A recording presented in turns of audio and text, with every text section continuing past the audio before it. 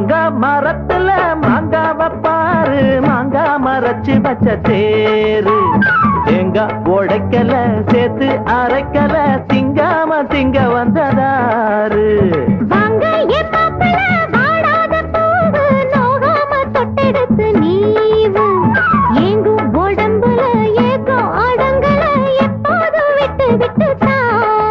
அடியல மலை காட்டுக்குள்ள சோலை இருக்கு, அந்த சோலையில வாடி புள்ள வேலை இருக்கு.